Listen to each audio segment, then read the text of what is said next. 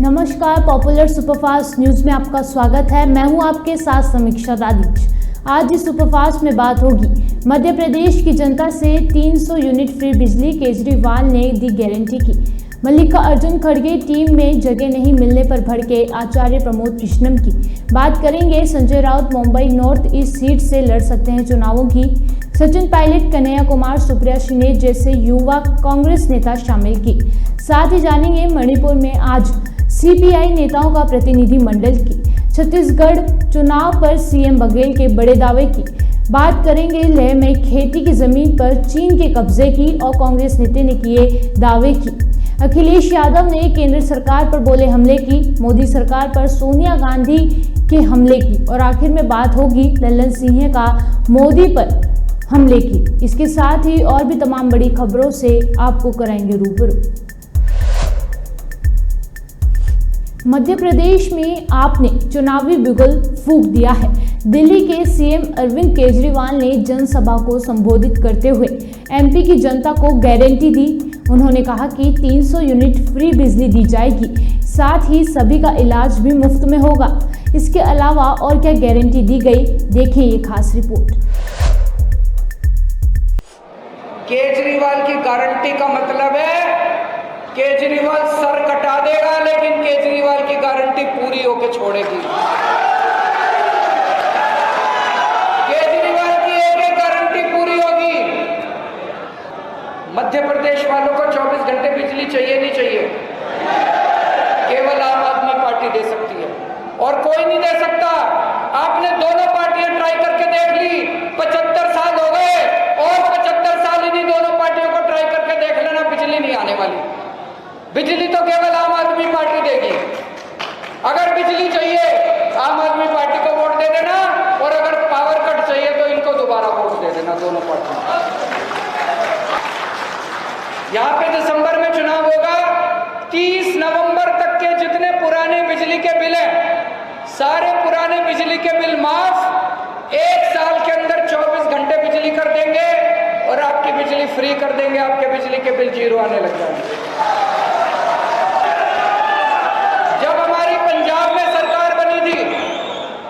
पंजाब में हमारी 16 मार्च को हमारी सरकार बनी थी। पिछले साल 16 मार्च को हमारी सरकार बनी थी।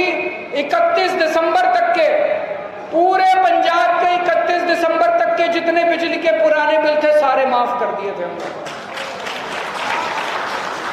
यहां पे दिसंबर में चुनाव होगा। 30 नवंबर तक के जितने पुराने बिजली के बिल हैं, सारे पुराने बिजली के बिल माफ। 1 साल के अंदर 24 घंटे बिजली कर देंगे और आपकी बिजली फ्री कर देंगे। आपके बिजली के बिल जीरो आने लग जाएंगे।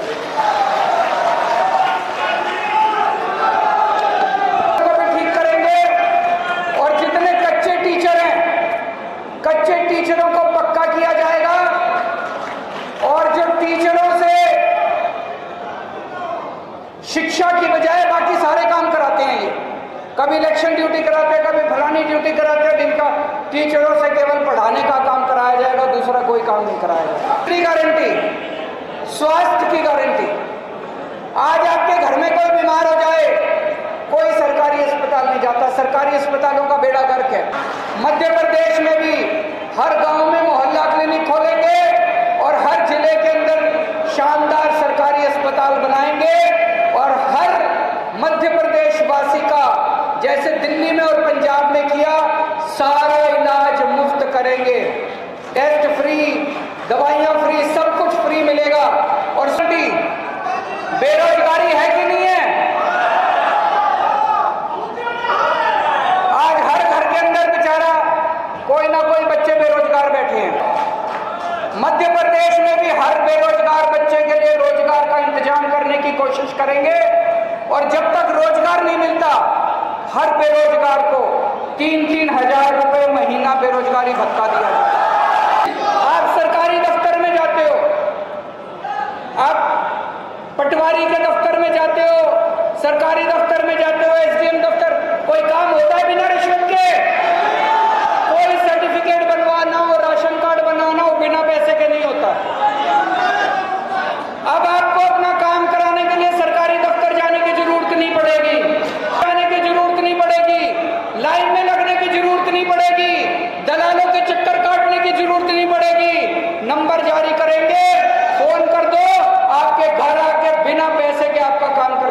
जाएंगे। हम लोग बुजुर्गों को तीर्थ यात्रा कराते हैं। अभी अभी पिछले हफ्ते मैं ट्रेन विदा करके आया हूं, द्वारकाधीश गई है। 12 जगह द्वारकाधीश, शिरडी बाबा, रामेश्वरम, अयोध्या जी, मथुरा वृंदावन, हरिद्वार ऋषिकेश, ऐसे 12 जगह, उसमें से कोई एक जगह बुजुर्ग चुन लेते हैं, वहां पे हम उनको तीर्थ यात्रा करा के लाते हैं। आना जाना, खाना पीना, रहना सब फ्री। एसी ट्रेन से ले जाते हैं, एसी होटल में ठहराते हैं। अभी तक 73,000 बुजुर्गों को मैं तीर्थ यात्रा करा चुका हूं।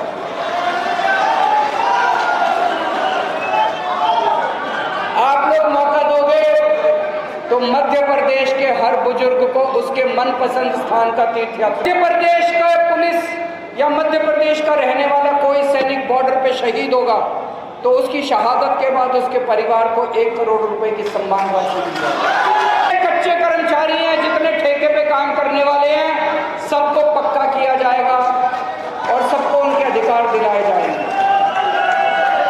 जितनी बातें मैंने बताई हैं, कोई पॉलिटिकल पार्टी ये बातें नहीं करती। सारी पार्टियां गाली गलौज करती हैं। कांग्रेस वाले बीजेपी को गाली देते हैं, बीजेपी वाले कांग्रेस को गाली देते हैं, ये नेता उस नेता को गाली देता है, वो नेता। गाली देने से पेट तो नहीं भरता, घर तो नहीं चलता, राष्ट्र का निर्माण तो नहीं होता। हमें गाली गलौज करना नहीं आता। हम यहाँ राष्ट्र निर्माण करने के लिए आए हैं। अन्ना आंदोलन से इसीलिए निकले थे ताकि हम देश का निर्माण कर सकें। हम देश लूटने के लिए नहीं आए। मैं इनकम टैक्स में कमिश्नर की नौकरी छोड़ के आया हूँ। ये बहुत बड़े परफॉर्मर थे, ये अपना धंधा छोड़ के आए हैं भगवंत मान साहब। हम यहाँ पे देश बनाने के लिए आए हैं, पैसा कमाने के लिए नहीं। 2024 की जंग से पहले कांग्रेस के बॉस मल्लिकार्जुन खड़गे ने नई टीम बनाई है। ऐसे में कई लोगों ने धन्यवाद कहा तो कुछ लोग नाराज हो गए। नाराज होने वालों की लिस्ट में कांग्रेस नेता आचार्य प्रमोद कृष्णम का नाम है। टीम में जगह नहीं मिलने से आचार्य प्रमोद कृष्णम भड़क गए और अपनी ही पार्टी के नेताओं पर ताना मारा और साफ साफ कह दिया कि भारत तेरे टुकड़े होंगे के लोग कांग्रेस के बड़े पदों पर हैं। देखिए, कांग्रेस पार्टी के भीतर कुछ ऐसे लोग घुसाए हैं और ऐसे लोगों ने कब्जा जमा लिया है जिन्हें हिंदू धर्म और हिंदू नाम से चिढ़ है। उन्हें भगवा से चिढ़ है, वो भारत माता की जैसे नफरत करते हैं, वंदे मातरम से उन्हें प्रॉब्लम है। भारत को टुकड़े टुकड़े करने की बात करने वाले लोग कांग्रेस पार्टी के बड़े बड़े पदों पर आ गए हैं। तो मुझे लगता है कि वो कांग्रेस पार्टी को महात्मा गांधी के रास्ते से हटा के, इंदिरा गांधी और पंडित जवाहरलाल नेहरू के रास्ते से हटा के वामपंथ के रास्ते पे ले जाना चाहते हैं। तो क्या लगता है, मतलब ये लोग क्यों इतना आप पे आपत्ति दर्ज कर रहे हैं कि वेशभूषा पर सवाल निशान खड़ा कर रहे हैं? इसके पुराने कांग्रेसी नेता हैं आप। सवाल मेरा नहीं है, सवाल इस महान पार्टी का है। सवाल महात्मा गांधी, इंदिरा गांधी, राजीव गांधी जी के बलिदान का है। सवाल देश की आजादी की लड़ाई का है। जो कांग्रेस रघुपति राघव राजा राम पतित पावन सीताराम महात्मा गांधी की रामधुन से जानी जाती थी, वो आज भारत तेरे टुकड़े होंगे इंशाअल्लाह इंशाअल्लाह इस नाम से जानी जा रही है। तो ये पीड़ा देती है, ये पीड़ादायक है। कांग्रेस के वरिष्ठ नेताओं को भी इस पे विचार करना चाहिए। और मुझे लगता है कांग्रेस के जो अध्यक्ष हैं खड़गे जी बहुत वरिष्ठ नेता हैं, बहुत ही आदरणीय हैं, लेकिन वो भी इन लोगों से दुखी हैं। शिवसेना उद्धव ठाकरे गुट के राज्यसभा सांसद संजय राउत आने वाले लोकसभा चुनाव लड़ सकते हैं। संजय राउत ने कहा कि अगर पार्टी चाहती है तो मैं पार्टी के लिए कुछ भी करने के लिए तैयार हूं। जानिए संजय राउत किस सीट से दावेदारी पेश करेंगे। ठीक है, आप बताइए। मैं इस प्रकार की कोई बात नहीं कही। मैंने इतना ही कहा, अगर पार्टी चाहती है, अगर पार्टी का आदेश होगा तो मैं पार्टी के लिए कुछ भी करने को तैयार आप जिस चुनाव क्षेत्र की बात करते हो, जिसे ईशान्य मुंबई बोलते हैं, जहां आज बीजेपी के सांसद हैं, ये शिवसेना की मदद से ही चुनकर आते हैं। ये शिवसेना का गढ़ है। हमारा कोई एक साधा कार्यकर्ता भी यहां अगर चुनाव लड़ेगा तो कम से कम 2 लाख वोटों से मार्जिन से जीत कराएगा। ऐसी स्थिति इस चुनाव क्षेत्र में है। ठीक है, आप बताइए। मैं इस प्रकार की कोई बात नहीं कही। मैंने इतना ही कहा, अगर पार्टी चाहती है, अगर पार्टी का आदेश होगा तो मैं पार्टी के लिए कुछ भी करने को तैयार हूं। आप जिस चुनाव क्षेत्र की बात करते हो, जिसे ईशान्य मुंबई बोलते हैं, जहां आज बीजेपी के सांसद हैं, ये शिवसेना की मदद से ही चुनकर आते हैं। ये शिवसेना का गढ़ है। हमारा कोई एक साधा कार्यकर्ता भी यहां अगर चुनाव लड़ेगा तो कम से कम 2 लाख वोटों से मार्जिन से जीत कराएगा। ऐसी स्थिति कांग्रेस वर्किंग कमेटी में मल्लिकार्जुन खड़गे, सोनिया गांधी, मनमोहन सिंह, राहुल गांधी, प्रियंका गांधी समेत कुल कई नेता शामिल हैं। कांग्रेस ने कार्य समिति में युवाओं और अनुभव का मिश्रण बनाने की कोशिश की है। जहां पार्टी ने अनुभवी नेताओं को कार्य समिति में जगह दी है, वहीं कई युवा नेताओं को भी इसमें शामिल किया गया है। भारतीय कम्युनिस्ट पार्टी सीपीआई का एक प्रतिनिधिमंडल 21 अगस्त से 24 अगस्त 2023 तक मणिपुर के हिंसा प्रभावित इलाकों का दौरा करेगा। मणिपुर 3 महीनों से हिंसा की आग की चपेट में है। सीपीआई का प्रतिनिधिमंडल आज इंफाल पहुंचेगा और हिंसा प्रभावित क्षेत्रों में पीड़ितों से मुलाकात करेगा। प्रतिनिधिमंडल का नेतृत्व पूर्व सांसद और सीपीआई के महासचिव डी राजा करेंगे। देखें ये video. Manipur, what will be your agenda and how many days you will be visiting in Manipur? It is a higher level party delegation from our party, the Communist Party of India, is visiting Manipur. The delegation is led by me as General Secretary of the party. With me there are 4 other comrades. One, Comrade Binay Vishwam is a parliamentary group leader and secretary of our party, and Comrade K. Narayana, one of the national secretaries of our party, Comrade Ramakrishna Panda, another national secretary of our party, and one senior women leader from Assam. So we are 5. We are going to Manipur tomorrow, and we will be visiting all the areas in valley and hills, and we will meet the affected people. We hope we can visit the camps where the people are kept. We will interact with all sections of the Manipur society, Manipur people. Manipur continues to be in turmoil since May 3, and many political analysts, many intellectuals have termed the situation in Manipur as civil war. It is a very serious thing, and violence continues, and Prime Minister has not did not open his mouth till the video appeared in social media showing the women paraded nakedly and gang raped, all such things. And even on no confidence motion, Prime Minister has not said anything substantial on Manipur. And on Independence Day, Prime Minister has not said anything substantial. The whole country, India is with you, as though Manipur is not the part of India, all such things. So people should be given confidence, and there should be meaningful efforts, serious efforts to restore peace and normalcy, and how to promote harmony among different sections of the people. So we are going there. We will talk to the affected people of all sections, all communities, and we will discuss and we will try to formulate what the government can do, because one thing has become clear. The double-engine government has failed as far as Manipur is concerned. That one should understand, and people agree to it. The other thing is the present Chief Minister has been proved to be incompetent, and people say he himself is part of the problem instead of being part of solution.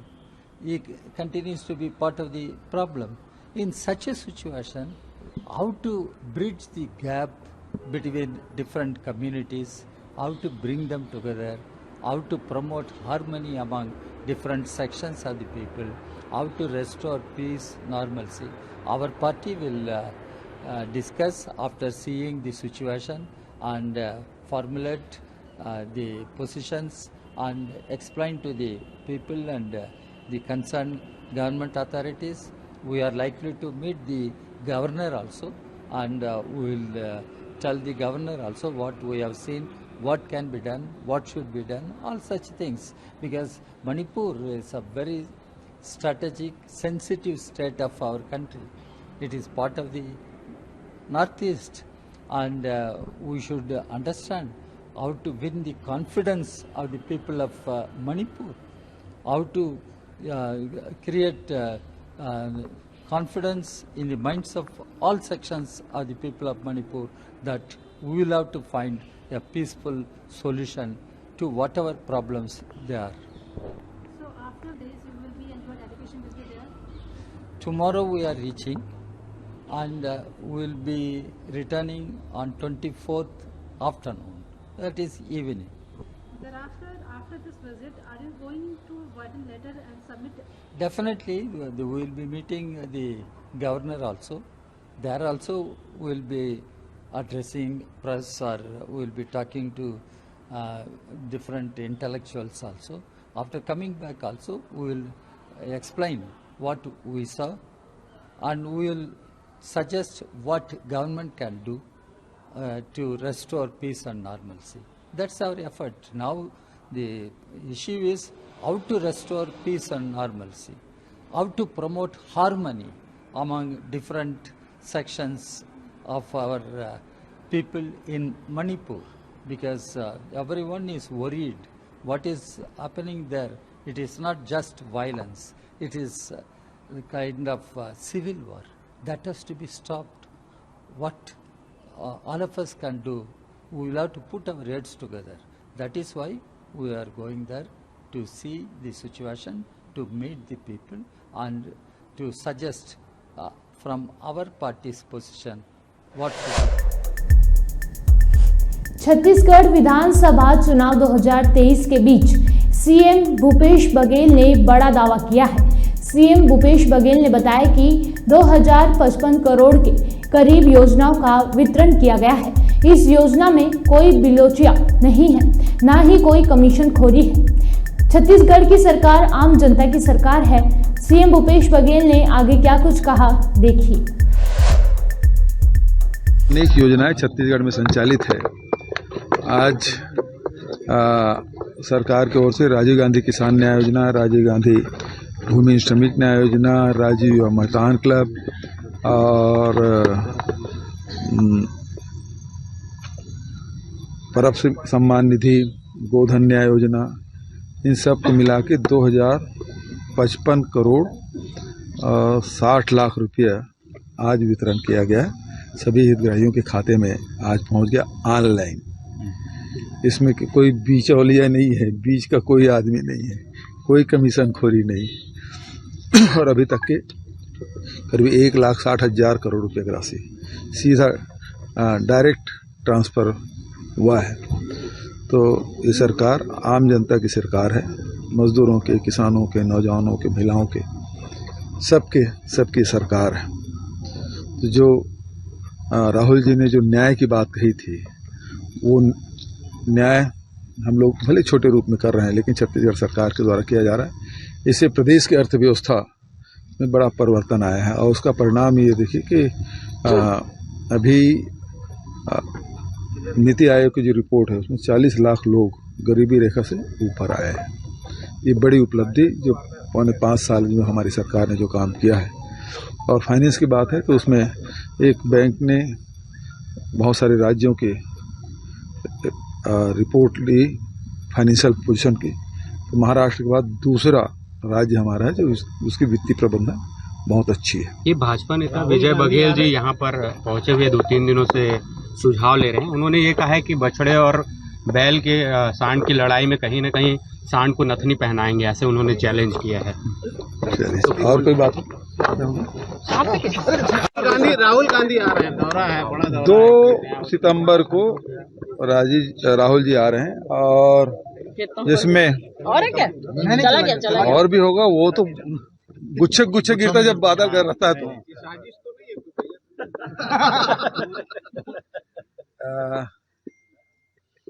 2 सितंबर को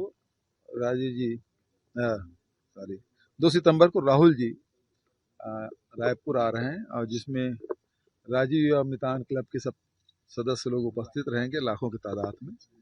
उसमें रश्मि भी रहेगी, ऐसा नहीं है, और शैलेश भी रहेगा, लेकिन युवाओं का सम्मेलन। चीन घुसपैठ पर राहुल गांधी के बयान पर सियासत गर्मा गई है। ज्योतिरादित्य सिंधिया कभी राहुल गांधी के करीबियों में से थे, आज बीजेपी में हैं, केंद्र में मंत्री हैं। अब कांग्रेस नेता संजय निरुपम ने बीजेपी पर पलटवार किया है। संजय निरुपम ने कहा कि जब राहुल गांधी लेह में थे, वहां के लोगों से मिले तो लोगों ने उनसे कहा कि उनकी खेती की जमीन पर चीन ने कब्जा कर रखा है। देखें वीडियो। ये जो वॉट अबाउटरी का जो पूरा एक रोग से ग्रस्त हो गई है ना बीजेपी, उसको इस रोग से बाहर निकलना पड़ेगा, नहीं तो हम ही को उनका इलाज करना पड़ेगा। आज वर्तमान परिस्थिति ऐसी है कि चीन हमारे इलाकों में घुस गया है, हमारे जमीनों पर कब्जा कर लिया है। जब राहुल जी लेह में थे और वहां के लोगों से मिले तो उन्होंने साफ साफ शब्दों में बताया कि उनकी खेती की जमीन पर चीन ने कब्जा कर रखा है। अब ये 1962 1965 की कहानी सुना करके अपने पापों को जो छुपाना चाहते हो, बड़ा शर्मनाक है। मैं सिंधिया जी को और उनके तमाम जो साथी हैं उन सबको ये कहना चाहूंगा कि प्रधानमंत्री जी ने कहा था कि चीन ने भारत की 1 इंच जमीन पर भी कब्जा नहीं किया है।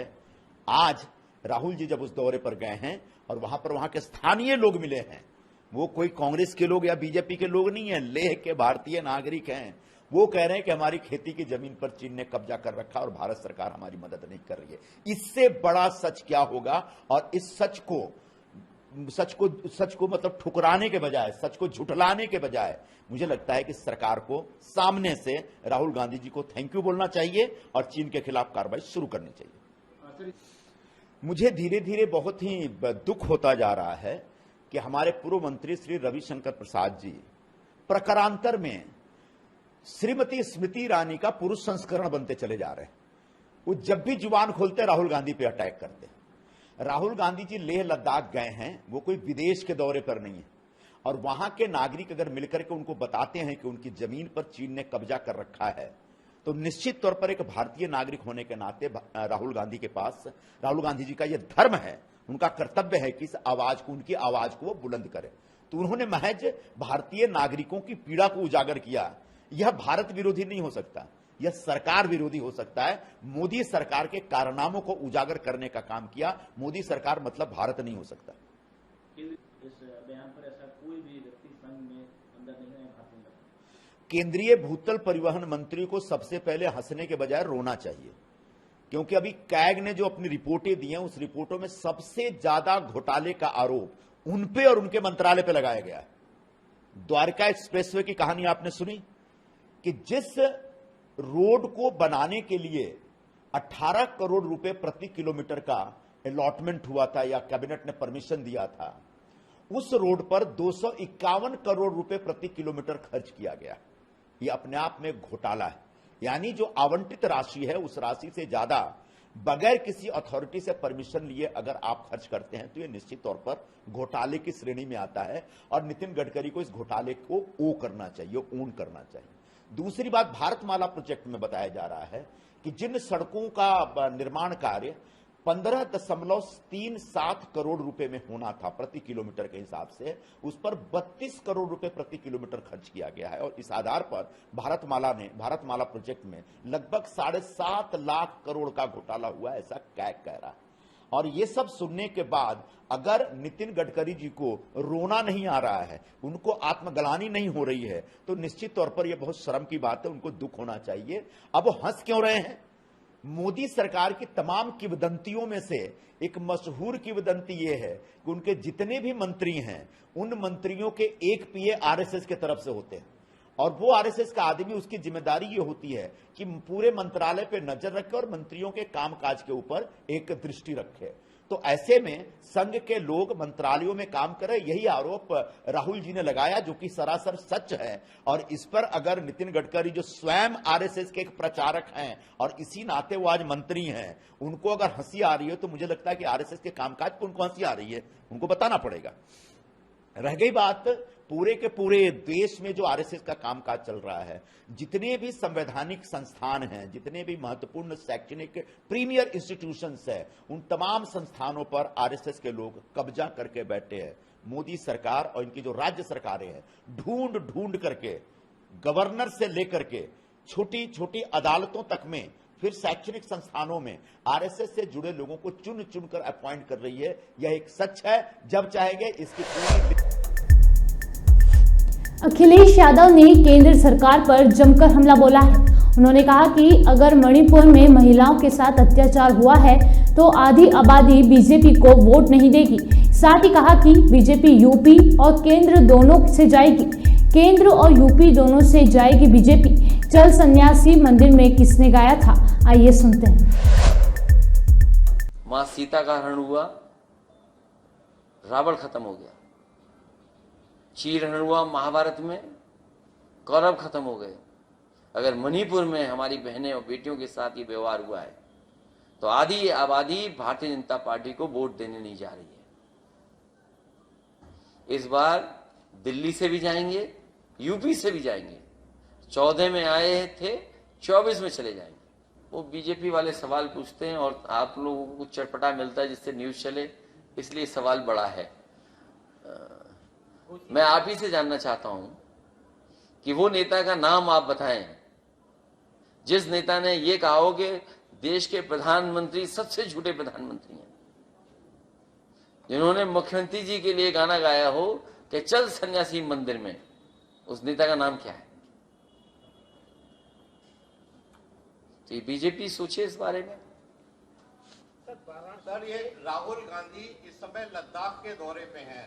राहुल गांधी ने एक बयान जारी किया है कि वहां के स्थानीय लोगों ने बताया है कि चीनी सेना हिंदुस्तान में घुस आई है और उन्होंने हिंदुस्तान की जमीन पे कब्जा कर लिया है। सरकार डिनाइल मोड में है। लद्दाख और वो इलाका हमेशा महत्वपूर्ण रहा है भारत के लिए भी। समाजवादियों ने हमेशा, डॉक्टर राम मनोहर लोहिया, नेताजी और जितने भी समाजवादी लोग रहे, उन्होंने हमेशा कहा कि चीन से सावधान रहें। पहले अक्साई चिन और अब ये हिस्सा भी आपके हाथ से छूट गया है। अगर लोग वहां पर बता रहे हैं कि कुछ हिस्से में वहां के चीन के कब्जे में है, फौज के लोग बोल नहीं सकते हैं, लेकिन फौज के लोग जानते हैं। वो लेक जो हम लोग फिल्म में देखते थे कभी, उस पर कभी भी दूसरे देश के लोगों का कब्जा नहीं था।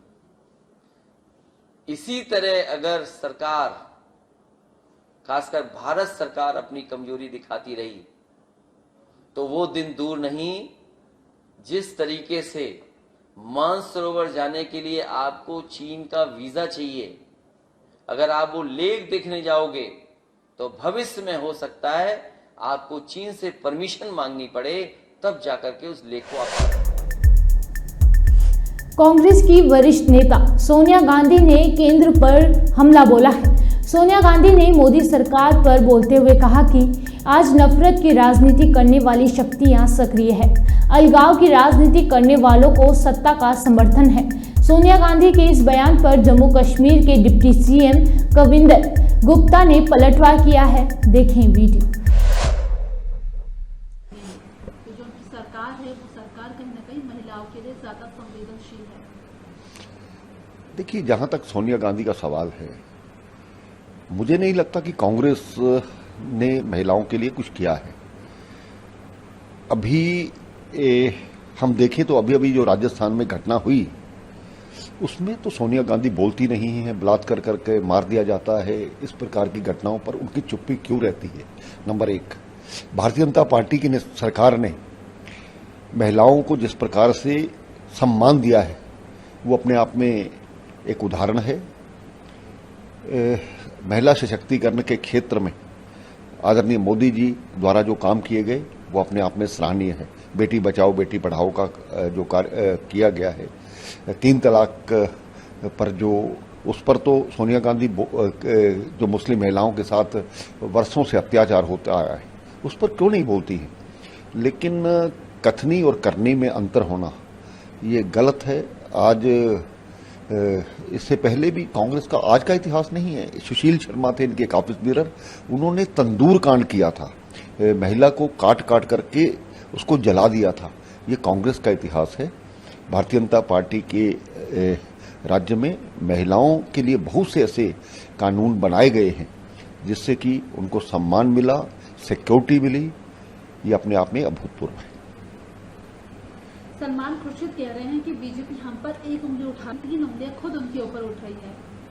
देखिए, कांग्रेस जो पार्टी है उसने जितना इस देश के साथ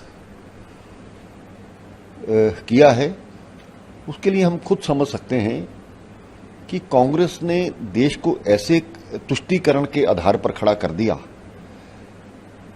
और आज जो इन्होंने ऐसे ऐसे कानून पास किए जिससे कि समाज का एक बड़ा वर्ग हमेशा से अत्याचार सहता रहा। वक्फ बोर्ड बना करके उनको ऐसे जिस जमीन पर हाथ रखेंगे वो जमीन उनकी हो जाएगी। इस प्रकार के भी उन्होंने कानून बनाए थे। और कांग्रेस का जहां तक कहना है, कांग्रेस ने इतने घोटाले किए यूपीए 2 में, तो उसके कारण से उंगली उठाना तो स्वाभाविक बात है। बाकी सलमान खुर्शीद का जहां तक सवाल है वो तो अपनी ही पार्टी पर उंगली उठाते हैं, हमें तो उठाने की जरूरत नहीं पड़ती है। तो सलमान खुर्शीद जो पिछली बार इन्होंने एक ग्रुप 20 किया था जिसमें ये कपिल सिब्बल भी थे, सलमान खुर्शीद भी थे, तमाम ये गुलाम नबी आजाद भी थे, इन सभी नेताओं ने अपनी पार्टी से ही रुष्ट है। आखिर कोई कारण तो रहे होंगे जिस कारण से ये अपनी ही पार्टी को नकारते हैं। बाकी भारतीय जनता पार्टी एक खुली किताब है, लोगों का समर्थन लगातार बढ़ रहा है। प्रधानमंत्री जी का नेतृत्व विश्व स्तर पर आगे बढ़ाने का काम कर रहा है। तो मुझे लगता है कि हमें उंगली उठाने की जरूरत नहीं, आप ही अपने आप उंगली उठा रहे हैं। जेडीयू राष्ट्रीय अध्यक्ष लल्लन सिंह का बीजेपी और पीएम मोदी पर निशाना साधा है। लल्लन सिंह बोले कि अगर 2024 में बीजेपी आई तो अंबेडकर के द्वारा बनाए गए संविधान को बदलकर नरेंद्र मोदी संविधान कर देंगे।